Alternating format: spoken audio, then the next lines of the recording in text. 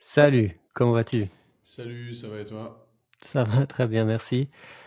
Je voulais, tout de suite, annoncer que, ça fait quand même déjà un peu plus d'un an que qu'on ait fait ces émissions et comme évidemment vous imaginez, ça nous demande un peu de travail et donc nous avons créé un Patreon qui est pour vous à la fois une manière de nous soutenir et de vous rapprocher de nous un peu plus.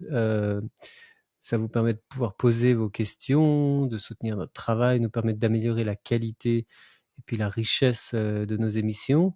Et donc, en vous abonnant, en nous soutenant sur, Patreon, qui est une plateforme, vous participez aussi au combat des idées et à préserver la diversité des opinions, car vous savez que c'est évidemment ce qui nous tient le plus à cœur. Et il y a différentes formules auxquelles vous pouvez souscrire sur Patreon, qui vous sont proposées et nous vous remercions, d'ores et déjà de notre soutien. Alors j'aimerais vous présenter les différentes formules qui existent. Il y en a une qui est la formule qu'on a appelée spontanée, qui est donc à, 5 € par mois. Hem et donc, là voici un peu la description de ce que ça vous ouvre. Si vous aimez nos conversations et que vous voulez nous récompenser, pour le plaisir que vous donnent, nos échanges directs et sans montage, si vous pouvez choisir cette formule et grâce à votre soutien, nous pourrons ainsi améliorer la qualité de notre équipement et puis la qualité des vidéos également. Et donc, ça c'est une formule générale de soutien. Ensuite, vous avez une autre, un étage supérieur de soutien qui est une formule à 10 € par mois et ce niveau de soutien vous ouvre accès, à un contenu exclusif, donc des vidéos qui ne seront pas sur, YouTube ni sur notre, Twitter. D'ailleurs, au passage, je vous invite à nous suivre aussi sur, Twitter. Je vous mettrai le lien, de notre Twitter en description. Et donc, ces vidéos contiendront des analyses plus profondes et c'est aussi une manière, si vous le souhaitez, de pouvoir nous suggérer des thèmes, des sujets particuliers à aborder, qui vous tiennent à cœur et vous auriez aimé qu'on les traite. Et donc, à ce niveau-là, au niveau libre, vous pouvez soumettre, vos questions. Et donc, le dernier niveau, c'est le niveau fraternel, qui est à 50 € par mois. Ça, c'est réservé à 15 personnes seulement et ces 15 non, parmi ces 15 patrons qui nous rejoindront, nous leur ouvrirons accès à une communauté exclusive. C'est-à-dire que vous pourrez communiquer directement avec nous, par WhatsApp notamment. On aura un groupe et vous pourrez nous poser vos questions, sur la vie, la foi, les orientations, vos joies, vos peines, partager tout ceci. Et puis vous aurez aussi évidemment notre, numéro de téléphone, pour pouvoir, rejoindre ce groupe. Et puis, on aura aussi une vidéo par mois unique qui, vous sera dédiée, dans ce groupe. Donc voilà, ça vous donne une idée des 3 niveaux. Je mettrai aussi le lien, Patreon, pour, avoir accès à ces offres, les étudier et puis choisir celle qui vous convient le mieux. Je le mettrai en description et donc ça vous permettra de nous soutenir à votre manière et puis nous permettre de continuer et surtout de progresser. Voilà, merci beaucoup de votre soutien. Alors je voulais, parler le 1er sujet dont je voulais parler ce soir, c'était le fameux entretien de, Tucker Carlson avec Vladimir Poutine qui a eu lieu, la semaine dernière et qui donc je crois le 9, février si je me trompe pas et qui a je crois recueilli, alors c'est assez difficile d'estimer le nombre de vues parce que la vidéo a d'abord été, enfin l'entretien a d'abord été diffusé sur le site de Tucker Carlson lui-même avant d'être mis sur YouTube et puis je suppose que ça a dû être, vu, mais sur YouTube j'ai vu 14 millions Non, non, plus et que j'ai ça. vu des plus que ça, enfin la dernière fois Oh, que quand je j'ai l'ai regardé, regardé, quand je l'ai écouté samedi, il y avait déjà 40. Attends, 197 millions là, c'est ça. 180, OK. Donc en gros 200 millions de vues et là tu parles simplement de YouTube? Non, je parle uniquement de Twitter. Ah oui, parce qu'en plus ça a été diffusé sur Twitter. Non, non, parce Bah, que en donc fait, c'est d'abord diffusé sur Twitter. non, je crois que c'est simultanément d'abord diffusé sur son site à lui. Ah, ok. tuckercarlson.com et sur Twitter, puis sur YouTube. Donc, je pense qu'on peut compter en tout. Il a utilisé en fait aussi son site pour inciter les gens à s'abonner à la newsletter et puis leur vendre aussi derrière ses programmes, ses accès spéciaux, parce qu'il y a aussi des vidéos avant, après, ses impressions à chaud qu'il réserve à sa communauté. Et donc je pense qu'on peut tabler facilement sur 300 millions de personnes qui l'ont vu. Enfin, peut-être pas 300 millions de uniques, mais bon, c'est quand même énorme. Je pense que même Joe Rogan, il fait pas. Enfin, les meilleures vidéos qu'il a, elles sont à 20 millions, quelque chose comme ça. Mais ça, c'est vraiment phénoménal, hein. Et je pense effectivement que ça restera dans l'histoire comme un événement particulier. Et donc, je voulais avoir aussi, je suppose que tu l'as vu, je voulais avoir tes impressions et puis je te donnerai les miennes aussi. Bah c'est très agréable à écouter. D'abord, c'est très intéressant. J'avoue que c'est la première fois que j'ai écouté Poutine et je pense que j'aurais pas écouté Poutine s'il n'avait pas été interrogé par Carlson. Mhm. Pourquoi? Parce que je pense que Carlson laisse une chance à ses interlocuteurs. Alors, certains vont dire qu'il he's playing softball, donc il n'est pas assez dur avec enfin, en tout cas, il n'était pas assez dur et pas assez exigeant avec Poutine. Bon, moi je pense que c'est déjà pas mal ce qu'il a fait. Il a quand même apporté la conviction. Il est allé chercher à la fin sur ce journaliste américain qui est emprisonné, accusé d'espionnage en Oui. Russie. Et ça a duré longtemps, l'échange là-dessus. Carlson est revenu plusieurs fois là-dessus. Il n'est pas allé chercher sur les élections libres, il n'est pas allé chercher sur les abus des droits de l'homme, etc. Ni même sur comment s'appelait le mercenaire là dont l'avion a été descendu, Wagner. Wagner. Enfin, De Wagner, ouais. non, mais le gars il s'appelait pas Enfin, oui, Wagner. Oui. on a déjà Enfin, oublié son bref. nom, tu vois.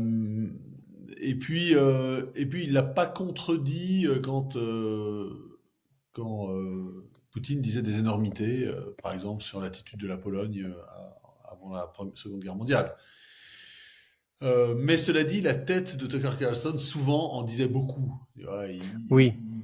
Voilà, on sentait qu'il était, par ses réactions, il montrait qu'il était, qu'il acceptait pas tel quel pour parole d'évangile ce que Poutine était en train de raconter.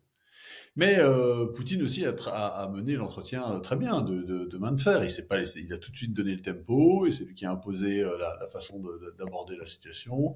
Alors il a fait des petits jeux un peu minables quand à deux reprises, il a fait allusion au passé ou en tout cas au goût de Tucker Carlson, le fait qu'il a étudié l'histoire à l'université, qu'ensuite il a apparemment voulu rentrer à la CIA. Et donc deux fois comme ça, il a fait le malin, Poutine. Et je trouve que c'était un peu rigolo. Moi j'ai trouvé ça en fait assez sympathique, le fait qu'il montre en fait qu'il y ait différents niveaux. Il y a le niveau je m'adresse aux journalistes, je m'adresse au monde, et puis d'avoir ce va-et-vient.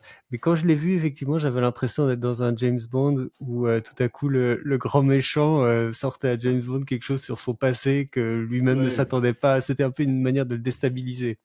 Et donc oui, c'était assez drôle. Mais bon, sinon, sur le fond, lies, damn lies and statistics. Tu vois, des mensonges, des sacrés mensonges. Bon, il n'y avait pas de statistiques, mais il y avait quand même Si, il y en beaucoup avait de... quand même beaucoup des Ah oui, il y en a statistiques. eu. Il y Ok. avait des Oui, c'est ça. chiffres. Oui, bien D'ailleurs, sûr, statistiques, j'étais même. évidemment, quand il raconte que la Russie est la 5e puissance économique mondiale. Oui. Et non, mais d'ailleurs, j'étais même étonné du nombre de chiffres qu'il a sortis à droite, à gauche, des données assez précises. Je trouvais ça même assez impressionnant. Alors évidemment. Oui, sur le commerce extérieur, sur le commerce Oui. qu'ils ont avec la Chine, il avait tous les chiffres en tête, Le on voyait qu'il était pourcentage très vif. Oui, notamment le pourcentage des échanges de la Russie qui se font en dollars ou alors en En yuan, yuan. etc. Et donc oui, il y avait beaucoup de tout ça, et c'est vrai que bon, tu connais certainement mon opinion sur tous les chiffres macro, c'est que ça vaut zéro, et que donc c'est pas très intéressant pour capturer la vérité. Mais en tout cas, ça on a été bien servi, oui. Mais en fait, c'était de l'air frais parce que on est privé en Occident de cette de Poutine en uncensored, de Poutine non censuré. Mhm. Quand on nous présente des interviews de Poutine, c'est toujours coupé, ou alors c'est très convenu, ou alors c'est la télé d'État russe. Et là, c'était 2 heures non-stop, sans interruption. Apparemment, d'après ce que dit Carlson, il n'y avait pas eu d'horaire de durée qui avait été prévu, et donc Ah oui. l'entretien a duré ce qu'il devait durer. Euh, et c'était très intéressant, c'était très agréable à écouter. Et alors évidemment, on a la vision de Poutine. On peut être d'accord, pas d'accord. Moi, je suis plutôt pas d'accord avec ce qu'il raconte. Le fond du problème de Poutine, et ça, je l'ai entendu chez Henri de Lesquen, par exemple. Henri de Lesquen, il dit, oui, au 10e, il reprend l'argument de Poutine, enfin, Poutine reprend celui de Lesquen, enfin, je parle bien sans ça. euh, L'Ukraine, c'est le territoire sur lequel a été fondée la Russie. Mhm. Et donc, eh ben, c'est un territoire historique sur lequel la Russie a des droits. Alors quand j'ai entendu ça la première fois, j'ai dit attends, Clovis est né à Tournai, il a régné sur la Belgique, le nord de la France, une partie de l'Allemagne. C'est pas pour ça que les rois de France, ou c'est pas pour ça que la République française aujourd'hui réclame la Wallonie, éventuellement la Flandre et la rive gauche du Rhin. Euh, Pourtant, les, Henri de Lesquen, il réclame la Wallonie, non? Non, parce qu'il dit que, non, non, parce qu'il dit que c'est un autre peuple. Non, non, non, non, non, Non, non, non, non, si, si, non, non, si. non, non, Ah, non, non, non. Il dit pas que c'est là. Il dit pas que, non, non, non, ni la Suisse il romande. propose, Non, si, si, il propose d'annexer, enfin de leur ouvrir, enfin, en disant que ouais, ça sert à rien d'être de l'autre côté de un la droit. frontière. Et je Ouais. pense même et si je m'abuse, même les Flamands, en fait. Ah oui. Bon. Oui. Pas, non, il parle pas de la Suisse, mais bon, enfin, c'est juste une petite blague, pas très Bon, en tout important. cas, c'est pas parce que voilà, les nations naissent. De toute façon, les nations sont des créations récentes, en tout cas telles qu'on les connaît aujourd'hui. Ce sont des créations ce sont des imaginaires qui ont été rassemblés, ordonnés, mis en récit.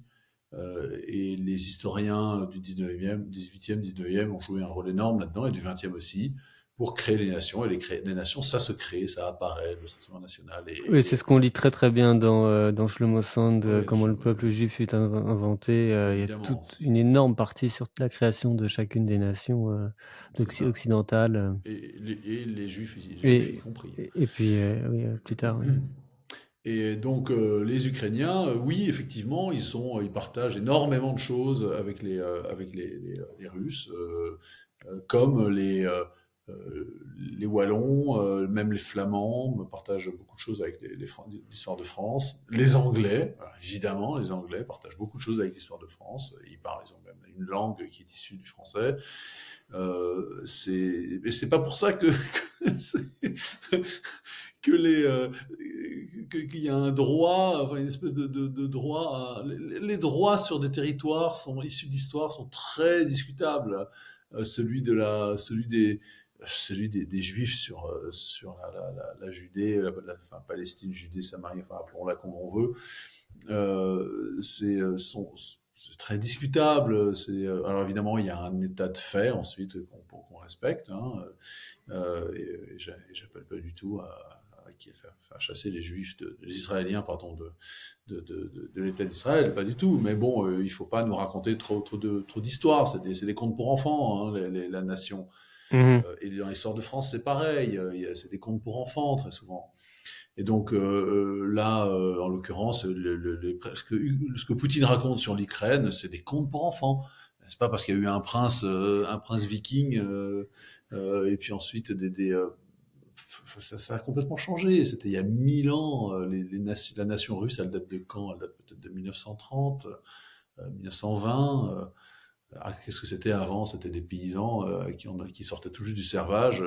Les moyens Bah, de je pense communication que étaient. de façon assez, enfin, je dirais que Pierre le Grand, c'est quand même un moment assez, un peu de rupture, peut-être dans Mais non, l'identité. mais Enfin, c'est. même pas dans l'identité, parce que finalement, lui, c'est plus il a apporté une occidentalisation de la Russie, mais Pour ouais, enfin, bon, l'élite, pour oui, une toute petite élite, évidemment, oui.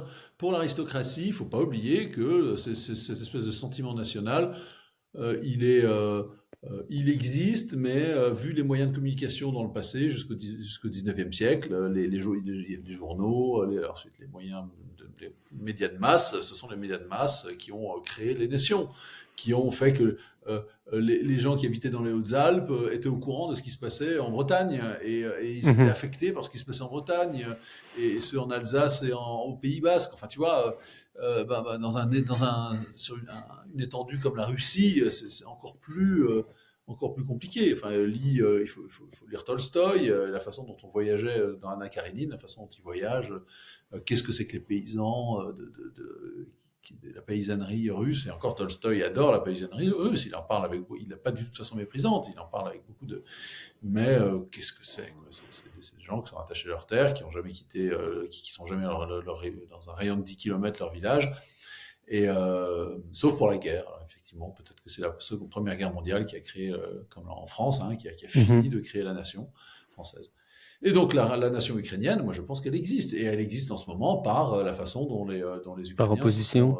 par l'opposition, comme la nation française, c'est créé par opposition à l'Allemagne ou à l'Angleterre ou à l'Espagne peut-être. Un peu. Et en Ukraine c'est pareil. Donc ce que Mais racontent alors, je vais avouer que quand Tucker a annoncé que pendant la première demi-heure, Poutine avait essentiellement refait l'histoire, j'ai sauté, j'ai zappé cette partie-là. Mais ce que j'ai retenu dans la seconde partie, c'est que pour lui, il n'y a pas de, enfin, pour Poutine, il n'y a pas vraiment de raison d'annexer l'Ukraine. Enfin, il appelle ça l'Ukraine, il appelle pas ça la petite Russie, ni rien. Et donc, euh, moi, je comprends pas vraiment en fait les implications de ça. Pour moi, il est clair que Poutine vit dans le passé, dans le sens où c'est pas parce qu'il y a 200 ans il y a très peu de différence, ou que tous les Ukrainiens ont de la famille en Russie réciproquement, que ces peuples sont extrêmement mêlés, que forcément ça va le rester encore à l'avenir. Mais pour moi, ma compréhension plutôt, c'est que de la même manière que les États-Unis ont leur pays satellite, qui sont un peu à leur solde et qui sont malheureusement trop petits pour pouvoir avoir leur propre opinion, c'est la loi du plus fort. Enfin, c'est vraiment la manière dont je le comprends. Et donc, même si on aimerait que les Ukrainiens puissent décider de leur sort, bah, le fait est que la Russie est trop grosse, trop influente à côté d'eux, et peut leur causer trop de problèmes pour qu'ils puissent vraiment être indépendants. Enfin, moi, c'est vraiment comme Attention, ça que je le vois, hein. l'Ukraine, c'est pas les pays baltes, hein. L'Ukraine, c'est 44 millions d'habitants.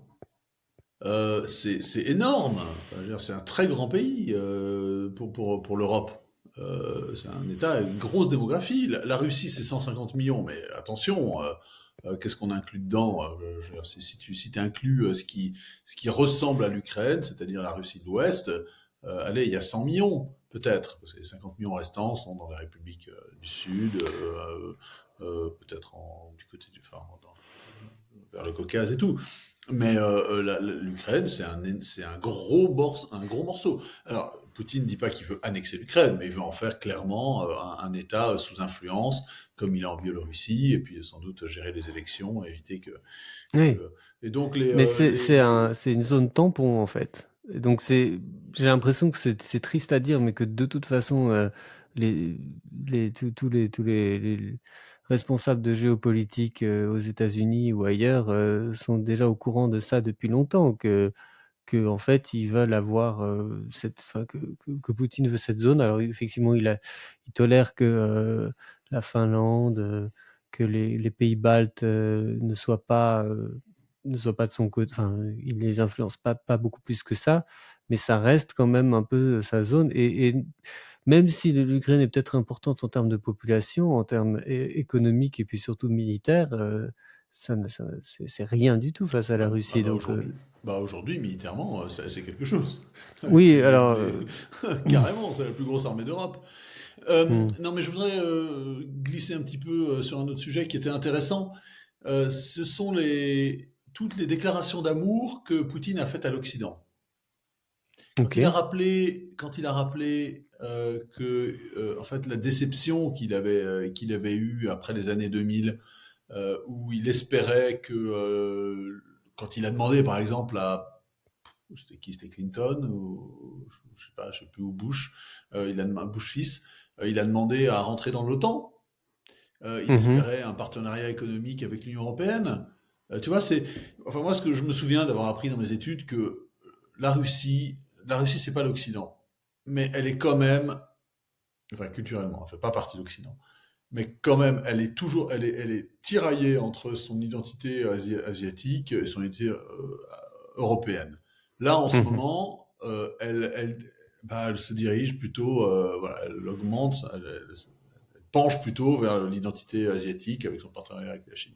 Oui. Mais en réalité, quand Poutine parlait, c'était un amoureux déçu, quoi. Même si à un moment, il se moque de Carlson quand Carlson lui dit oui, vous avez l'air amer. Et alors Poutine rit sous cap et lui dit attendez, on est amer quand on est déçu en amour, pas en. Il s'agit de politique internationale, de diplomatie, on n'emploie pas ce genre de vocabulaire. Mais quand même, il y avait enfin, on sentait qu'il y avait eu, en tout cas, un choix politique. Allez, on va dire un choix politique. On va pas parler du cœur de Poutine. Des efforts pour s'amarrer à l'Occident, se rapprocher de l'Occident après les années 90, donc après la chute de l'Union soviétique, et que c'était pas arrivé parce que, alors là, il y a sans doute des arguments qui sont convaincants, l'aveuglement des États-Unis et l'hostilité qui est restée et la volonté de puissance de certains milieux américains. Alors, il parle beaucoup des services secrets. Je crois que c'est plutôt une déformation professionnelle de Professionnel. la part de Poutine, puisqu'en Russie, services secrets jouent un rôle politique considérable. C'est pas le cas aux États-Unis. Enfin, c'est pas symétrique aux États-Unis. Oui, la CIA, le FBI, etc. Ils sont sans doute, ce sont des administrations qui ont leur propre agenda. Bon, il faut pas regarder trop les films d'espionnage non plus, hein. Euh, mais, euh, mais bon, en tout cas, voilà, il y a eu des espérances déçues, ou en tout cas un projet politique, on va dire plutôt de la part de Poutine et de son parti proposé aux Russes, qui a pas pu être mené à bien. Et ce projet politique, c'était rentrer dans l'OTAN, probablement donc, avoir un partenariat économique avec l'Union européenne, une zone peut-être zone de libre échange ou en tout cas un accord douanier. Euh, et ça aurait changé, enfin ça aurait changé les choses, hein. Bon, alors il faut pas oublier que Poutine, il a continué à empoisonner ses opposants chez nous, à pas respecter, enfin tu vois, il a quand même provoqué l'hostilité bien avant la guerre en Ukraine. Il a provoqué l'hostilité des opinions et des gouvernements occidentaux parce qu'il se comportait comme un voyou euh, à beaucoup d'occasions. Et mais voilà, je recommande vivement d'écouter. Et la première partie sur l'histoire est intéressante. Certes, c'est une histoire déformée, c'est un certain récit, mais bon, moi je connaissais pas bien. Enfin, si, en fait, je connaissais toutes ces histoires, mais quand même, toujours intéressant d'en entendre parler à nouveau. À un moment, il rappelle la domination des Mongols, donc de l'empire mongol Gengis Khan sur les principautés russes au XIIIe, XIVe siècle. Euh, ça a fait mal hein, dans la mémoire russe. Hein, ça, hein, en fait, la Russie s'est définie contre les empires centraux asiatiques, mongols, turcs. Et ça a été en fait, ça c'est la véritable construction de la nation, enfin de la nation, de l'État russe. C'est lorsqu'ils se sont construits, ils étaient dans leur longue lutte pour cesser de payer des tributs au Grand Khan, mongol ou turc, et avoir une indépendance. Enfin, une certaine indépendance, mais ils l'ont jamais eu, ils l'ont eu très tardivement. Donc voilà, on comprend un peu mieux le point de vue russe, en tout cas le point de vue de Poutine, on va dire, disons, ce sont pas celui de tous les Russes. La preuve, ils votent avec leurs pieds, beaucoup de Russes, hein, ils viennent vivre en Occident ou à Dubaï où ils sont, je sais pas où, qui fuient là, et beaucoup ont fui la Russie hein, depuis la guerre. Et puis ensuite, bon, les mensonges de Poutine, ça, il suffit de regarder les commentaires sur Twitter. Il y a eu beaucoup de gens qui se sont amusés à relever les erreurs qu'ils commettaient en histoire, en économie, euh, mais bon, ça, on s'y attendait. Il fallait écouter ça comme un moment de divertissement, comme souvent sur les médias. Oui. Moi, j'ai trouvé ça extrêmement curieux ou quasiment prétentieux de la part de Tucker Carlson de penser qu'il allait pouvoir repartir avec un otage, en fait. Enfin, j'appelle le journaliste du Washington Post, je crois, Hein. un otage, mais ça me paraissait un peu déplacé. Enfin, c'était peut-être pas la meilleure manière de terminer, mais ouais, je suis très curieux de savoir ce que ça va donner ensuite. Je pense pas que Carlson pensait qu'il aurait. Euh, non, c'était une manière de montrer à son audience, à son auditoire qu'il est patriote, qu'il pense aux Américains qui sont en prison, qui sont maltraités. Mhm. Il prenait une figure politique là, il faisait de la politique. Tu sais qu'on murmure que Carlson pourrait être le vice-président pour faire un ticket avec Trump. Oui. Là, il a fait de la politique, Carlson, hein. Mhm. C'est vrai. Et pourquoi est-ce qu'il a fait ça? Il l'a pas fait ça par naïveté. Il savait très bien que c'est pas comme ça que ça se règle. Il savait très bien Oui, mais je il y trouve avait des justement que, négociations. sachant que ça serait le pas comme ça, il se discrédite un peu en fait en faisant ça. C'est ça que j'ai trouvé en fait. Ouais, On a l'impression oui, qu'il comprend peut-être, ouais. pas, vraiment. Qui boxe au-dessus de sa catégorie. Mm. En tout cas, je trouvais que Carlson avait été très courageux parce que on sait justement que Poutine, il peut faire disparaître les gens qui lui déplaisent et donc c'était justement moi j'ai pas du tout trouvé que c'était softball de son côté. Et certes, il aurait pu réagir beaucoup plus, mais le débat n'aurait pas avancé, on n'aurait pas pu entendre des idées de Poutine. Or, je veux dire, je pense qu'il faut être naïf pour croire que quelqu'un va sortir de cet échange en ayant changé d'avis, enfin, entre Poutine et Carlson. Enfin, c'est très difficile de faire changer d'avis quelqu'un. Et donc, et puis ses réponses, enfin ses interventions, en tout cas, j'ai trouvé qu'elles étaient assez musclées et directes, et il avait pas froid aux yeux, et pour ça, je suis impressionné. Ouais. Donc, ça, c'était vraiment un gros événement. Et sur un autre sujet, je voulais parler je voulais te poser un peu des questions sur ton métier à toi, sur ce que tu fais, euh, Mhm. et comprendre un peu mieux ce qui t'occupe, puisque on a parlé de Dubaï, du fait que tu étais à une expo de Arab Health, et ça m'intéressait de savoir un peu plus ce que toi t'attends de ce genre d'exposition, etc. Oui, je suis allé, donc j'étais il y a 15 jours à Dubaï pour ce grand salon mondial du dispositif médical. Le dispositif médical, ce sont tous les équipements euh, de la, de la béquille jusqu'au robot chirurgical euh, qui, euh, qui interviennent dans la santé. Donc pas des médicaments, pas des molécules, mais des dispositifs physiques ou numériques. Et c'est parce que j'ai fait ça parce que je dirige avec deux associés, une start-up que j'ai cofondée et qui fait de la stérilisation de dispositifs médicaux. Et donc, la stérilisation, c'est une probabilité d'un sur 1 million de trouver un dispositif médical contaminé. Donc, tu prends 1 million de dispositifs médicaux et tu dois avoir une probabilité inférieure à 1 million, 1 sur 1 million d'en trouver un qui est contaminé.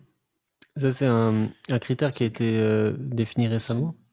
Non, je ne sais plus quelle est la date. En tout cas, c'est la définition de la stérilisation. Et donc, c'est la sécurité sanitaire maximale dans les dispositifs médicaux. Donc, d'un pansement jusqu'à une seringue, en passant par un cathéter, tout ce qu'on te fait pénétrer dans le corps, en tout cas dans les cavités stériles, il faut que ça soit stérile. Ou même la peau, tout ce qui est en contact avec les muqueuses ou le sang, ça doit être stérile. Et il y a plusieurs, et donc c'est capital pour l'industrie, l'industrie du dispositif médical, de garantir la stérilité de leurs produits, sinon ils peuvent pas les mettre sur le marché. Et comment est-ce qu'ils Et font? ouais, Oui, justement, ils parce que font. 1 sur 1 million, ils testent 1 million de fois, ou alors comment est-ce qu'ils... Non, en fait, il y a plusieurs méthodes. Tu prends, en général, tu prends 1 million, tu prends un échantillon d'1 million de bactéries Mhm. et attends, il faut que je retrouve le Différentes téléphone. ou... Non, non, tu cherches un organisme le plus résistant, Oui, qui est, en général, ce sont des spores. Les spores, ce sont des d'accord. bactéries qui sont en état végétatif, enfin, qui ont sporulé, donc qui sont très protégées, très difficiles à éliminer. Et tu prends 1 million de spores, tu les passes dans ton moyen de stérilisation, et puis s'il en reste, alors tu peux zéro non, enfin s'il en reste une, ben, tu considères que ton dispositif médical est capable, donc ton stérilisateur, qui est un dispositif médical lui-même, est capable de stériliser, apporte la stérilisation. En réalité, tu dois doubler Bon, je ne vais pas rentrer dans les normes, c'est pas très intéressant.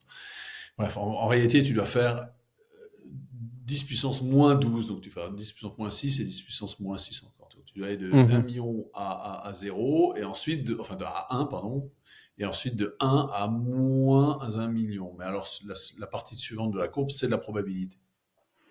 Donc là, D'accord. tu prends un nombre d'échantillons, et puis tu le stérilises, et puis tu fais ça plusieurs fois, et t'obtiens une probabilité.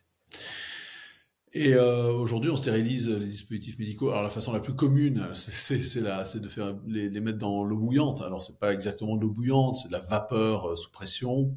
C'est ce qu'on appelle des autoclaves. Hein. C'est la manière la plus courante de stériliser à l'hôpital, par exemple. Hein. Des scalpels, des pinces, des choses en métal, en tout cas des dispositifs qui résistent à la chaleur.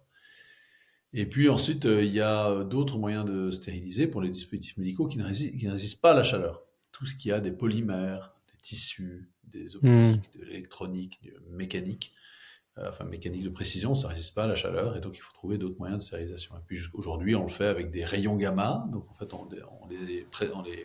on expose à euh, des rayons, des produits radioactifs, du cobalt, un métal, donc cobalt 60, qui est un isotope radioactif du cobalt, ou alors à l'oxyde d'éthylène, qui est un gaz Mhm. très, très toxique, ou alors on peut utiliser des rayons X ou des canons d'électrons, euh, ou d'autres gaz comme le, le peroxyde d'hydrogène. Et Mhm. nous, on a créé cette société en reprenant Ça, une innovation. sauf parce Oui, que le peroxyde d'hydrogène, donc c'est l'oxygéné aussi, H2O. ça fonctionne, c'est un gaz, enfin, là en l'occurrence. Non, enfin, celle que tu utilises, elle est mélangée avec de l'eau, mais D'accord, enfin, oui, c'est liquide, hein, le peroxyde d'hydrogène. Hmm. Souvent dilué avec de l'eau, sinon c'est explosif. Mais tu peux le vaporiser en D'accord. fait, tu fais du vide, hein, tu l'injectes sous vide avec de la chaleur, et il se vaporise, et alors il va envelopper le produit que tu veux stériliser, et il va inactiver les bactéries, ou les spores ou les virus qui Mhm. peuvent être présents, et donc il va stériliser. Bon, chaque procédé a ses avantages, ses inconvénients, mais bon, ils sont tous à basse température, et donc ça permet, basse température, c'est-à-dire en dessous de 50 degrés, et ce qui permet de ne pas abîmer les dispositifs médicaux. Par exemple, les pansements qu'on utilise, hein, les sparadraps pour nos bobos, ils sont stérilisés à l'oxyde d'éthylène. Tu vas retrouver EO sur le paquet. Enfin, le mode de stérilisation est indiqué comme ça. Et, euh, et c'est très efficace, mais c'est très toxique pour l'environnement, pour les utilisateurs. Parfois, il y a des résidus. C'est également utilisé dans l'agroalimentaire, l'oxyde d'éthylène. Et c'est très polluant, très dangereux pour la santé. C'est carcinogène, c'est explosif, ça brûle. Voilà. Bon, ça stérilise. C'est très efficace. Et justement, c'est très toxique.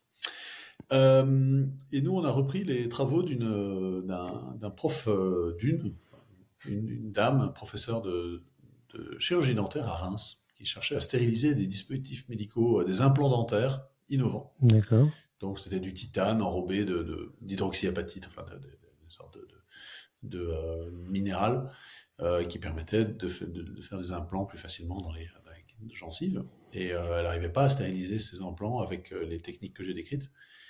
Et donc, elle s'est penchée sur, elle a fait un peu des recherches, et puis elle a vu que dans les années, depuis les années 80, 90, 2000, il y avait des gens qui cherchaient à faire de la stérilisation d'une nouvelle manière avec du plasma. Quand on dit plasma, le plasma, c'est pas le plasma sanguin, Mhm. c'est le quatrième état de la matière, comme on dit, c'est un peu abusé, mais enfin, on va faire ça rapidement, c'est-à-dire c'est un gaz ionisé, c'est un gaz qui est dans un champ magnétique, dans un champ électrique, et qui a des propriétés particulières. À ce moment-là, les molécules qui composent le gaz vont se dissocier, et on va avoir des électrons, des ions, d'autres espèces atomiques ou moléculaires, des rayons, des UV souvent, et on va, en fait, c'est quelque chose qu'on connaît très bien, les plasmas, hein. Le soleil est un plasma, les éclairs sont des plasmas, une Mhm. torche à souder est un plasma, un néon, un tube à néon, c'est un plasma.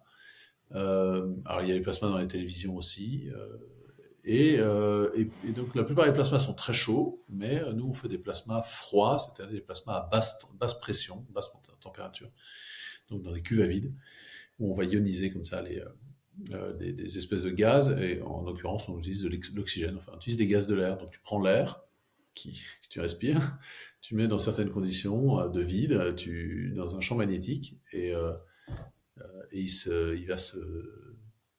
va s'allumer, il va se transformer en plasma. Et ce plasma, ces espèces qui sont dans le plasma, sont capables de réagir avec les enveloppes des spores ou des bactéries ou les molécules qui composent les virus, les décomposer, les déséquilibrer et donc tuer ces micro-organismes. Et ça me fait penser un peu à l'ozone qu'on utilise comme ça pour. Je sais pas si ça s'utilise pour désinfecter, mais Si, si, on je dis peut ça parce que. stériliser avec de l'ozone. On peut Ouais, stériliser avec de l'ozone. Alors, le problème de l'ozone, c'est que c'est très toxique. ouais, c'est ça. Et donc, c'est difficile à manier. En tout cas, c'est pas convaincant. L'ozone n'est quasiment pas. Il y a eu certes quelques procédés qui ont été faits comme ça, mais ça ne marche pas bien. L'ozone, c'est pour des toutes petites quantités. Mhm. C'est pas un procédé fiable. Mais oui, on peut stériliser avec de l'ozone. En théorie, ça pose quelques complications. Et donc vous avez une Et en espèce fait, de pompe qui aspire donc l'air, qui le on a transforme et une qui. machine. Oui, On a une machine qui est composée d'une cuve à vide, donc avec des pompes très puissantes qui permettent de faire le vide dans la cuve. Ensuite, des systèmes d'injection de gaz, de l'oxygène ou de l'azote ou de l'argon. On fait avec l'oxygène principalement. Et puis des systèmes de champs magnétiques qui créent des champs magnétiques, donc des antennes de radiofréquence, des bobines qui créent des champs magnétiques qui permettent d'homogénéiser ce qui se passe à l'intérieur de la cuve. Et puis ensuite des tas d'autres choses, et c'est quel genre des de fréquence capteurs. que vous utilisez, si c'est quelque On chose que tu utilise sais? 1356 MHz, donc c'est la radio. Ok. Et on utilise du vide très poussé, du vide secondaire, donc vraiment des fractions des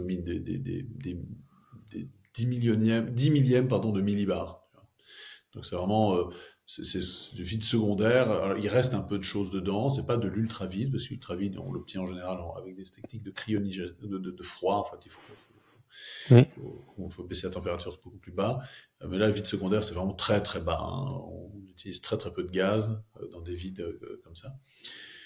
Et puis ensuite, tu as des tas de tout un environnement pour contrôler, pour vérifier ce qui se passe, pour des capteurs, des logiciels.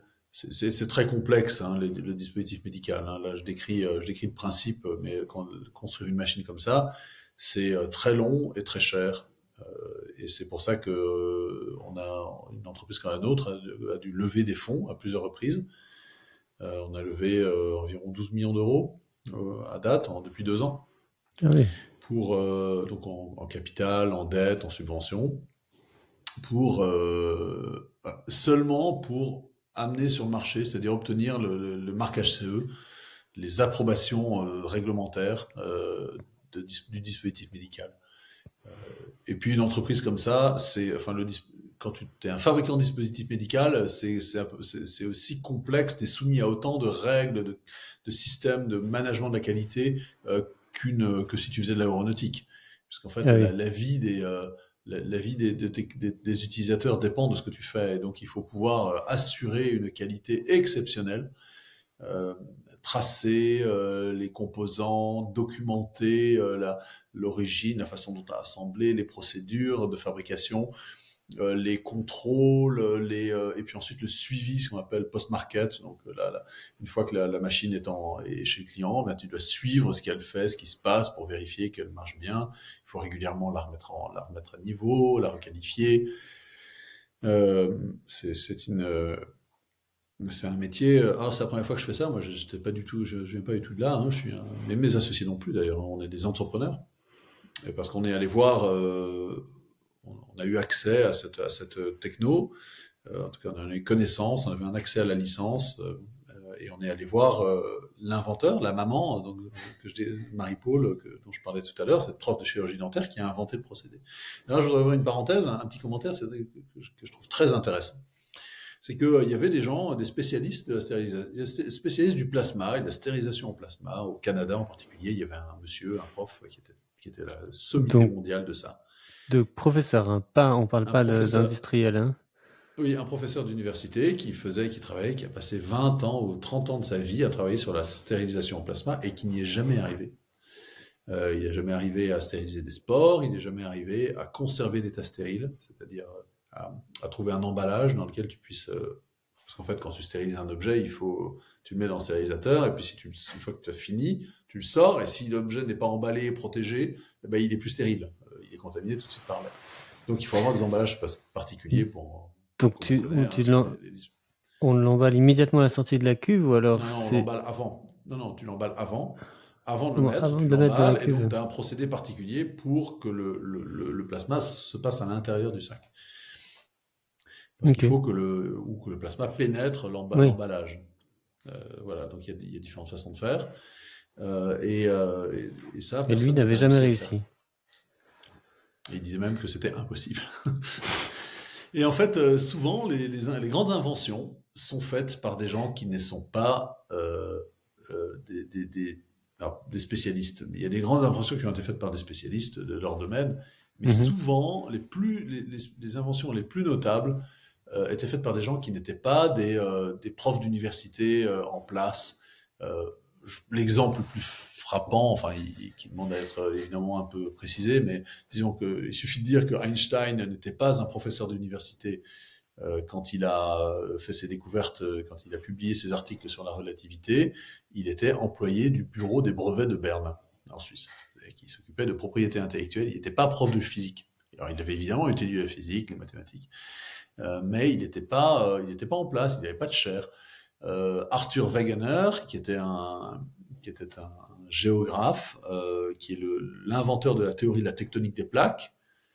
Donc c'était à la fin du 19e siècle qu'il a proposé cette théorie, et il n'était pas géologue, il n'était pas, je pense pas qu'il était prof d'université, et sa théorie a été ridiculisée, considérée comme absurde, parce que le monsieur n'était pas un spécialiste, l'inventeur n'était pas un spécialiste, jusque dans les années 60, où on a commencé à faire des cartes sous-marines. On a réussi à faire des cartographies des dorsales sous-marines, des fonds marins, puis on s'est rendu compte qu'effectivement, l'Afrique et l'Amérique, enfin le continent africain et l'Amérique, qui ont des formes qui s'emboîtent. On a toujours cru que c'était un hasard, mais non, c'était pas un hasard. Effectivement, ce sont ces formes. Et ça, la théorie de la tectonique des plaques, elle a mis 80 ans à être acceptée, parce que le monsieur n'était pas spécialiste. Encore celui qui a découvert les principes de la génétique, Mendel, était un moine, enfin un religieux à Bratislava, enfin dans l'Empire austro-hongrois, aujourd'hui en Slovaquie.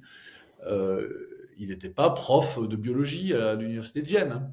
Il était dans son coin à s'amuser, à faire avec des avec des haricots, à croiser des haricots. Et puis, ils se sont rendu compte que quand tu croisais un haricot blanc avec un haricot noir, eh ben, là, tu avais un haricot blanc tacheté, de noir, ou enfin, quelque chose comme ça.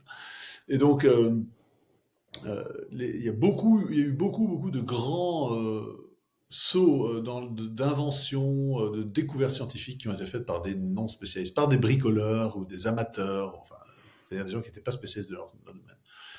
Non, je vais pas Et puis comparer. aussi, il y a une autre tendance, c'est que les choses sont aussi découvertes, comment dire, pratiquement, avant de pouvoir être expliquées théoriquement. C'est tout à fait notre cas, hein. Nous, on ne sait pas pourquoi le plasma stérilise, hein. On a des vagues idées, mais on n'a Ah pas oui. de théorie complète. On a des idées sur la raison dont pourquoi ça stérilise, mais on n'a pas de certitude. On fera ça plus tard si on a le temps et l'argent. Mais pour l'instant, bah, ça marche, c'est le principal, quoi. Ensuite, pourquoi ça marche, ce serait intéressant de le savoir. Ça permettrait d'améliorer le procédé, certainement. Mais pour l'instant, on ne sait pas. Et donc là, voilà, c'est petit, évidemment, on n'est pas à la hauteur d'Einstein, de Wegener ou de Mendel, mais voilà, invention, technologique, disons, progrès technologique important. La stérilisation au plasma de dispositifs médicaux, qui a des conséquences, qui va avoir des conséquences gigantesques si on réussit dans l'industrie, pour la santé des patients, puisqu'on on va être capable de stériliser des choses qu'aujourd'hui on ne sait pas stériliser et qui sont utilisées dans les hôpitaux parce que c'est déjà pas mal de les avoir, mais qui sont dangereuses parce qu'elles contaminent les patients, provoquent des infections chez les patients. Par exemple, les endoscopes en gastroentérologie, les colonoscopes, hein, ces longs tubes souples là qu'on te met dans les orifices. Ben on ne sait pas les stériliser parce qu'on ne peut pas les mettre à chaud, ça ne résiste pas aux procédés que j'ai décrits. Mais nous, on sait le faire. Et donc vous êtes dans le fameux problème que c'est facile d'en faire un. Alors, déjà, c'est difficile à industrialiser, mais en plus, il faut respecter tout un tas de réglementations, c'est ça? euh, alors, on est. Ah, tu me vois, pardon, j'ai l'impression que ça a Oui. coupé. Ok, pardon. Oui, on est dans ce cas-là euh, où l'industrialisation va être très importante. Il va falloir, c'est un enjeu considérable. Aujourd'hui, on sait fabriquer des machines à l'unité, on en a fabriqué trois, on va en fabriquer trois autres en attendant de pouvoir en vendre.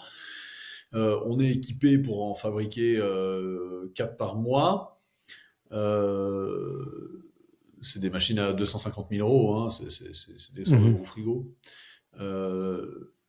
Donc, mais si le jour où il faudra en fabriquer 50 par mois, parce que c'est un moment où il va avoir ce rythme-là, ben, on va avoir des nouveaux enjeux, alors, parce que forcément. Mais vous avez déjà réglé le problème de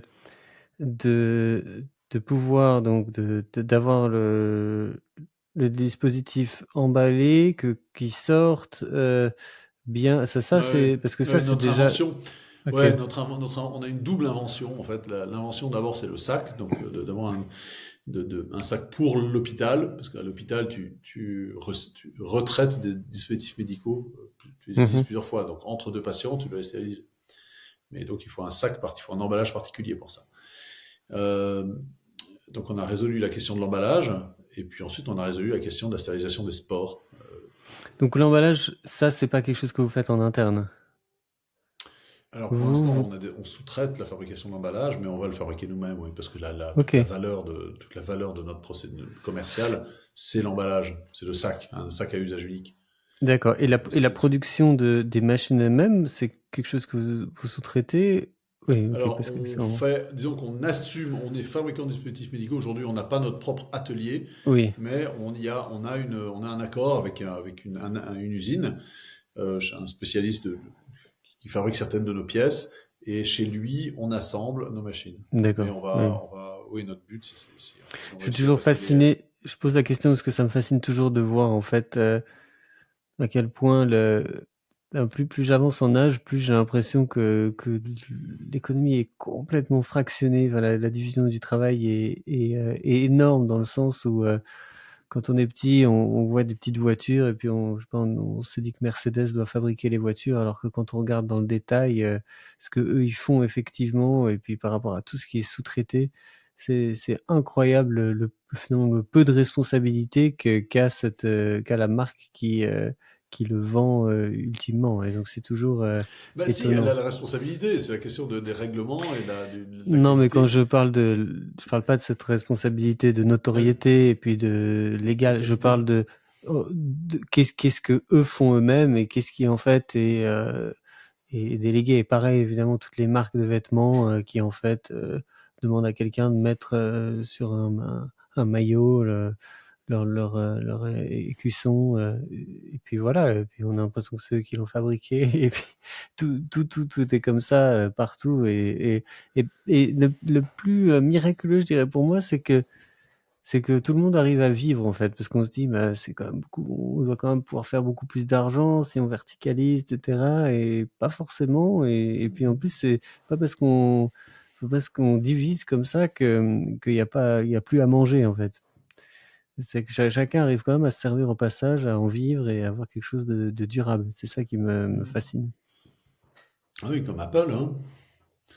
Oui, Design and, c'est quoi déjà? In California and made in China. oui. C'est ça, Mais c'est-à-dire qu'ils ne possèdent pas d'usine. pas d'usine. Ouais, c'est des Bon, sous-traitants. on va en avoir, hein, en tout cas au début, et à mon avis pour longtemps. On va avoir nos propres ateliers de fabrication. C'est très souvent le cas dans le dispositif médical, hein, parce que tu contrôles. Là, en revanche, tu dois contrôler la qualité de façon très sévère. Et Mais on parle d'assemblage, parce que il y a quand même beaucoup de pièces qui viennent. oui, il y a beaucoup de pièces sur étagère, Ouais, des pompes, des cuves. générateurs, des capteurs. Alors la cuve, dans les cuves sont fabriquées sur mesure. Il y a des cartes Ok. électroniques qui sont fabriquées sur mesure. L'enveloppe est fabriquée sur mesure. Mais Mais quand bon, tu dis fabriquer sur mesure, c'est-à-dire par quelqu'un d'autre. oui, Voilà, on fait pas du pliage de tôle, on fait pas de exactement. l'assemblage de cartes électroniques, on fait même pas de la chaudronnerie de cuve à vide. Donc effectivement, on va assembler un peu comme un fabricant d'automobile, hein. Voilà. Bon, je crois qu'autrefois, peut-être que Mercedes emboutissait ses propres tôles. Ça fait bien longtemps qu'ils le font plus, hein, parce Ouais. que il y a des spécialistes de ça. Mais je crois qu'ils peignent encore eux-mêmes, ils font l'assemblage, ils s'assurent que les pièces se sont bien mises. D'ailleurs, c'est toute la différence entre ce genre de voiture et puis les modèles moins chers. Enfin, tu vois, on voit tout de suite la différence de qualité. Bref, et donc, alors évidemment, on fait pas de chiffre d'affaires parce que on est dans des phases de développement, donc c'est une start-up, hein, c'est le moment où on construit, on prépare, on passe nos investisseurs nous ont donné de l'argent pour terminer les dernières étapes après l'invention qui était présente, Oui. enfin terminer, c'est-à-dire en fait passer de l'invention au produit industriel. Et puis ensuite, ben, on va se mettre à vendre. Et puis, et souvent, le destin d'une entreprise comme ça, surtout dans un domaine comme la pharmacie, la biotech, les medtech, c'est d'être acheté un jour par une grosse boîte. Parce qu'en fait, les grosses entreprises de pharma, de medtech, les géants, n'innovent pas. Il faut savoir, hein, les médicaments ne sont Mais pas c'est pas propre à cette industrie. Non, effectivement. Je crois que Dassault innove beaucoup. Dassault doit avoir Ah oui. des équipes de R&D importantes. Ils doivent parfois racheter des équipes, des petites boîtes, bien sûr. Mais effectivement, de façon générale, les grosses entreprises, mais tu as raison, que ce soit dans la pharma ou ailleurs, innovent très peu. Et donc rachètent des petites entreprises qui, elles, savent organiser l'innovation. Euh, C'est-à-dire laisser faire le hasard. Ça se programme pas l'innovation, hein. Tu peux pas, si tu mets 100 chercheurs salariés dans un laboratoire, il va rien se passer du tout parce que bah, ils ont leur salaire, ils ont pas faim, ils sont pas rémunérés, ils ont assez peu de retour sur investissement du risque et de l'innovation qu'ils vont faire. Euh, et donc, bon, tu as certaines organisations comme le CEA, je crois, qui innovent pas mal, mais bon, qu'est-ce que vraiment, enfin, la mesure de l'innovation, ça va être la valeur des entreprises, hein, qui sont des projets qui sont créés. Euh, bon, bref, peut-être, je crois que le CEA ça gagne beaucoup d'argent par ses licences ou les startups qui sont nées chez lui et dont il est actionnaire. Mais bon, en tout cas, dans les entreprises privées, c'est pas le cas, c'est très rarement le cas. Tu vois, Google, ils ont innové une fois avec leur algorithme, et puis ensuite ils ont racheté YouTube, plein de boîtes qui sont intégrées dans leur système. Je me demande même si Google Maps n'est pas une boîte qu'ils ont rachetée. Bah, Facebook, c'est pareil. Euh, Google, leur, je me demande en fait qui est-ce qui a eu l'idée de, parce que c'est surtout les publicités quand même, et puis tous les systèmes de récupération de données comme Google Analytics, qui donc le fait de mettre à disposition de tous les sites internet des outils pour pouvoir analyser le trafic, mais je suis quasiment certain, j'en ai pas de preuves, mais que Google en fait se sert au passage, c'est-à-dire que si moi sur mon site j'utilise les outils de Google pour pouvoir analyser le trafic qui passe, eux récupèrent ces informations, ils commencent à créer un portrait robot de chacun des utilisateurs. Tel utilisateur possède tel type d'ordinateur, tel type d'écouteur, tel type de microphone qui a été branché à l'ordinateur, et puis il habite dans telle région, et puis de cette manière, sans avoir vu le passeport de la personne, ils peuvent comme ça récolter suffisamment de données pour identifier de façon unique chaque utilisateur, et puis ensuite commencer à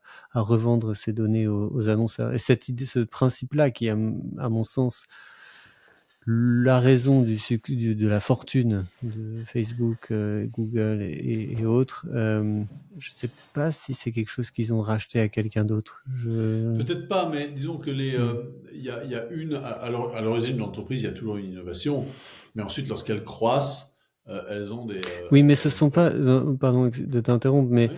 dans le cas de Google et de Facebook, le fait de récolter des données pour les revendre à des annonceurs n'était pas le but initial, en fait. Ils ont commencé avec une autre idée. Oui. Google, c'était de référencer l'Internet, enfin de l'annuaire, et puis Facebook, c'était de connecter les gens entre eux.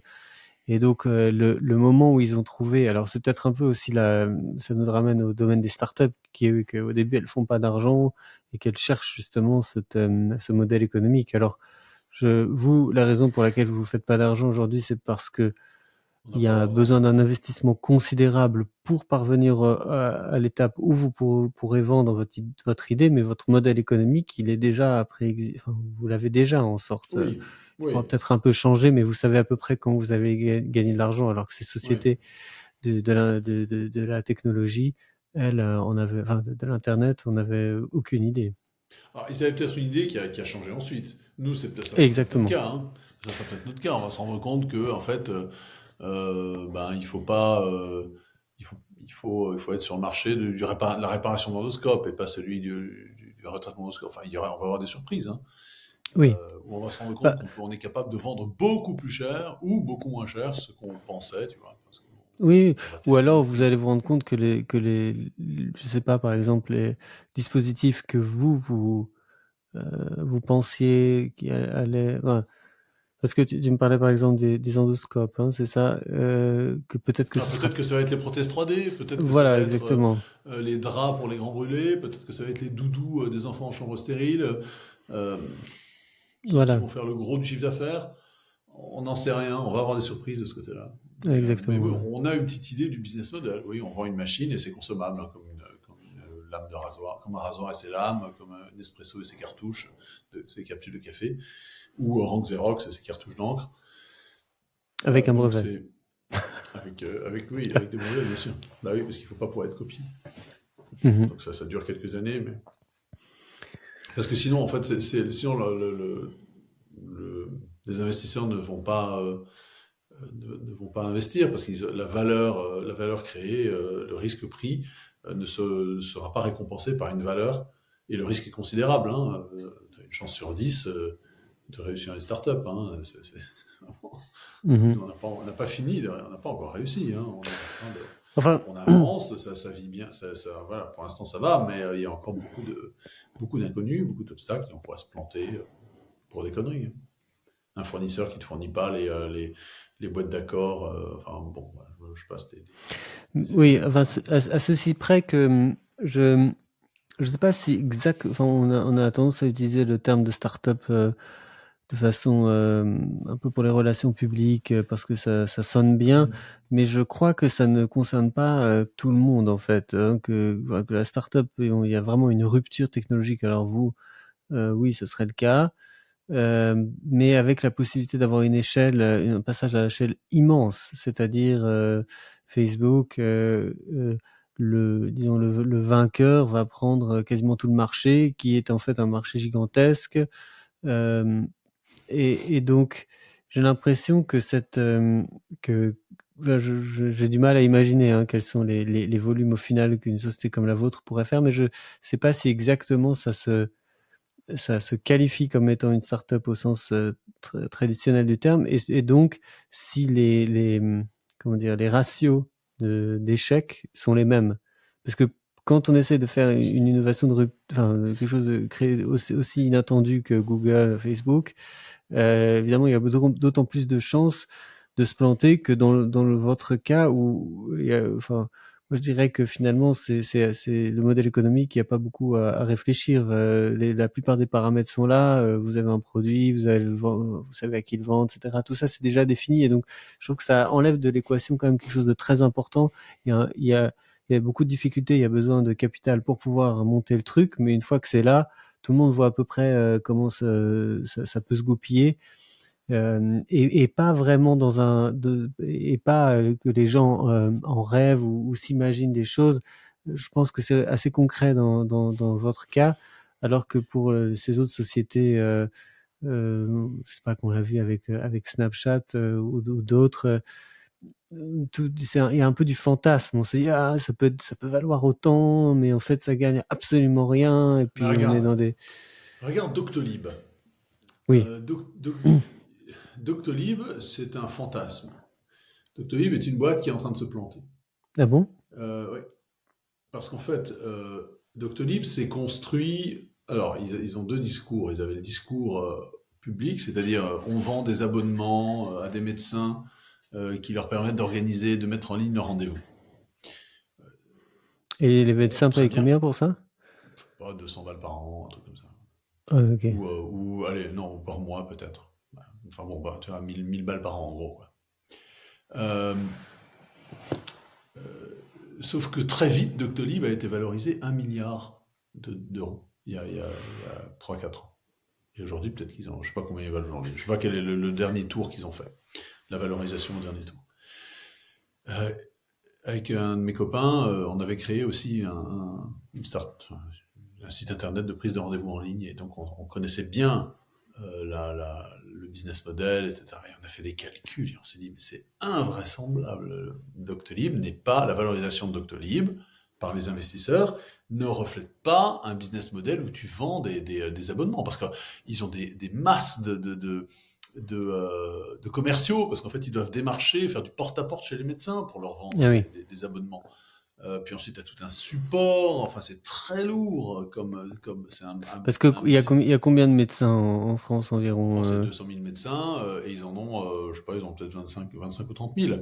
Tu vois, ils ont même pas, ils ont pas pris, ils ont pas pris la totalité. Ah oui, Alors, enfin, à ils se peine un sont rajoutés, dixième, quoi. ils ont pris des paramédicaux, etc. Mais en réalité, la promesse qui a été faite, non, c'est pas l'abonnement qui fait la valeur aux yeux des investisseurs, c'est les données de santé. C'est-à-dire que les données de santé, alors même anonymisées, etc., ça vaut très très cher parce que tu es capable de vendre énormément de choses. Il y a beaucoup de boîtes qui sont prêtes à payer très cher pour accéder à des données de santé, par exemple des boîtes de pharma, pour faire des tests, Oui. pour faire des études cliniques, des choses comme ça. Or, les États refusent sont très très stricts sur l'usage de données de santé. Et l'année dernière, Doctolib a dû effacer toutes les données de santé qui avaient plus de 5 ans. C'est-à-dire que Ah oui. c'est-à-dire qu'ils ils ont pas le droit en réalité de conserver les données de santé. Donc toute l'expérience accumulée, à la poubelle. Et donc, moi, je prédis que Doctolib va se planter, que ça va devenir. Ils avaient promis à leurs investisseurs de conquérir le marché européen, enfin de devenir un géant européen, quasi totalité. Puis en fait, ça marche pas. C'est pas. Et donc, Doctolib n'a jamais gagné d'argent. Hein. La Ah oui, en dernière fois que je me plus. suis penché, il y a 2 ans, je crois, même après le Covid, où ils ont pris, le trafic a augmenté de façon considérable, en essayant de développer la télémédecine et toutes ces choses-là. Oui. Ils ne gagnent, ils font pas de profit. C'est une boîte qui fait pas de profit et qui pourtant qui a une valorisation délirante. Donc, c'est qu'en fait, il y avait une autre promesse qui était vendue aux actionnaires, aux investisseurs, que j'ai jamais vu leur deck, hein, donc leur pitch deck, donc j'ai jamais vu quel était le business model réel dont ils parlaient aux investisseurs. Mais quand Kosciusko Morizet investit dans Doctolib au début, c'est pas pour essayer de gagner de la vie sur des abonnements qui sont vendus par des vendeurs physiques qui font du porte-à-porte. Ça marche pas, ça. C'est un marketing, c'est un modèle de vente qui est extrêmement coûteux, très lent, donc pas rentable. Donc Doctolib, a vendu du rêve. Mais t'as jamais vu, il y a un site internet où il y a les pitch decks qui traînent des boîtes genre Uber, enfin la manière dont Alors les lui, je l'ai investisseurs, déjà vu, Hubert, oui. il est très connu. L'histoire est bien connue d'Amazon aussi, où Amazon, ils vendaient des livres. Hein. Oui. Netflix, ils vendaient des vidéos. C'était la Et location selon, de vidéos. te- De, de- tu sais quel est ce qui rapporte le plus à Amazon aujourd'hui? non. Ce sont les services de serveurs d'hébergement. Ah oui, Amazon Web avec Services. AWS. Ouais. Ouais, Amazon Web Services, c'est vrai, je sais Alors qu'ils. cela dit, je n'ai pas les chiffres et peut-être que je me trompe, hein, mais je suis quasiment certain que c'est aujourd'hui, en fait, c'est même pas le commerce en ligne qui leur apporte le plus. Et effectivement, ils se sont sortis après donc, 20 ans d'existence des pertes et donc aujourd'hui, ils génèrent des bénéfices. Donc ça, c'est déjà énorme. Et donc, quand tu dis qu'il y a des entreprises qui ont comme Google, qui avait sans doute au début un business model qui était obscur, je suis pas sûr. Hein. Ils ont dû vendre très vite. Alors peut-être qu'au début c'était leurs copains, Friends, Fools and Family, donc les premiers investisseurs. Mais bon, je sais pas, ils ont dû expliquer comment ils comptaient avoir des revenus. Euh, je sais pas comment, je sais pas, j'imagine Hmm. très par la publicité, hein. Ils ont dû très vite se dire, on va faire un moteur de recherche et puis on va vendre la publicité. Euh, bon, ou autre chose, ou peut-être qu'ils s'illusionnaient et qu'ils avaient autre chose, un autre business model. Bah, Mais ce qui est certain, c'est que parmi ce que toi tu as cité de Google, les cartes, et puis on peut citer YouTube, beaucoup d'autres produits qu'ils ont, ça leur rapporte pas tellement en fait. Hein. Dans les non, mais ça produits crée du physiques trafic et aussi. ça crée des datas, ça crée des données qui permettent de Mhm. faire du ciblage de publicité, sans doute. Euh, Je crois c'est- d'ailleurs que, mais même, c'est assez surprenant, mais Apple, je crois, fait de l'ordre des 2 tiers de son chiffre d'affaires rien que sur les ventes de l'iPhone, 30% sur les ventes de services en fait. Quand on a un téléphone ou etc., on doit acheter du stockage, ah oui, oui. d'espace sur le cloud. Et puis peut-être des services de vidéo, de musique, etc. Enfin, tout un tas d'abonnements.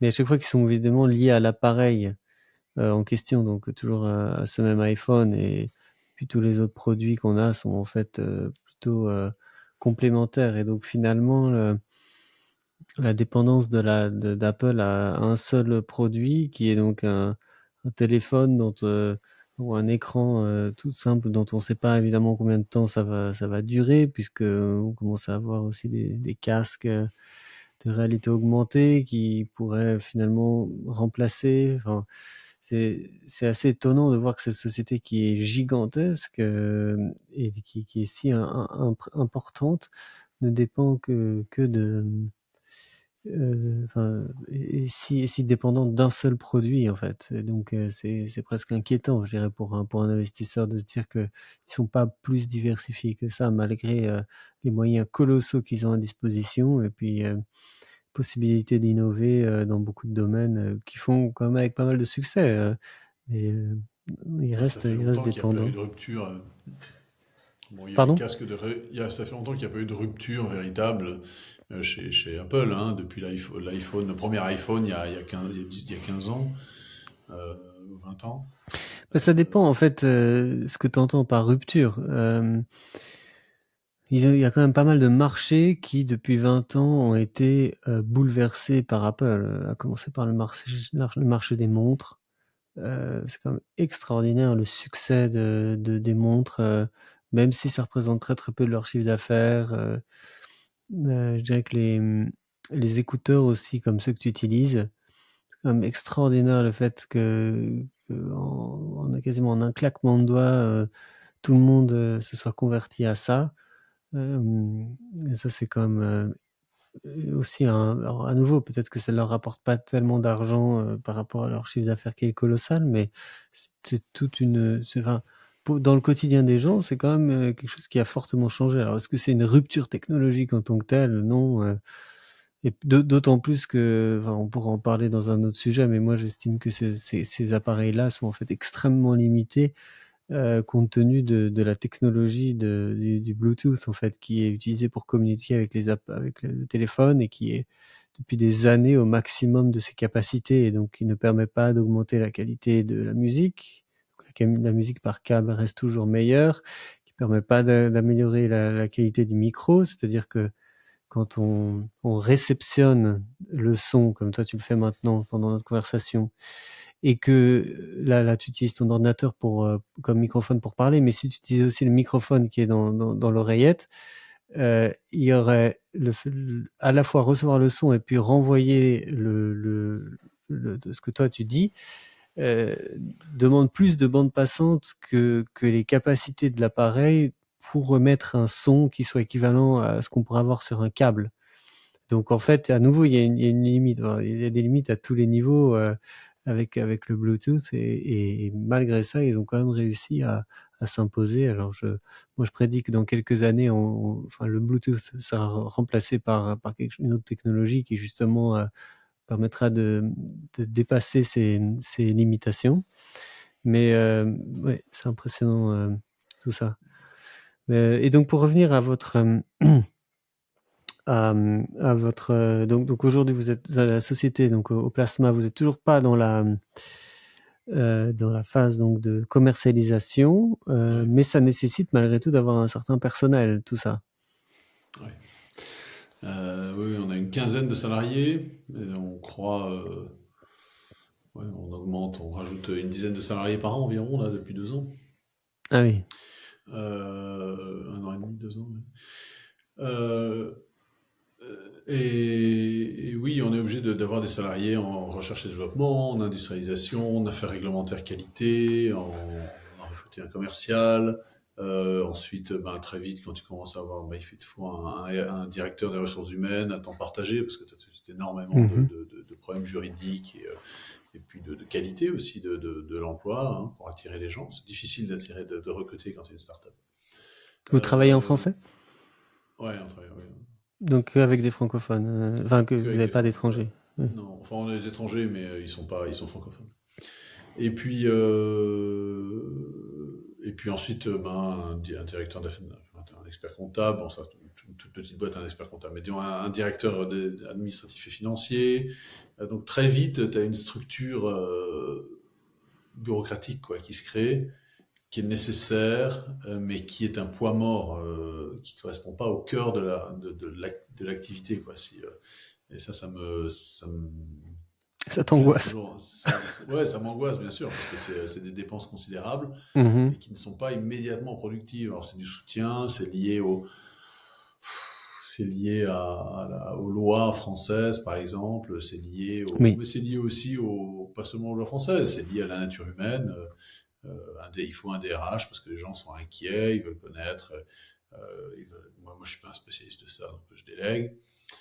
Et donc, oui, c'est pour ça que très vite. Et puis ensuite, des tas de consultants externes, bien sûr, des cabinets de juristes dans différents domaines, des cabinets d'avocats, des cabinets. Voilà. Donc, je sais pas, on doit nourrir une trentaine de personnes, quoi. Incroyable. Même si on a 15 salariés. Et donc, ouais, on dépense plusieurs centaines de milliers d'euros par mois pour sans vendre, quoi. Donc le temps est compté, il faut absolument avancer pour arriver à la prochaine étape, qui est une nouvelle levée de fonds, mais qui va être conditionnée à des résultats, en particulier des approbations réglementaires, des résultats scientifiques. Quand vous aurez ces approbations, vous ferez cette levée de fonds, ou quand tu dis c'est conditionné, ou c'est la prochaine levée de fonds qui...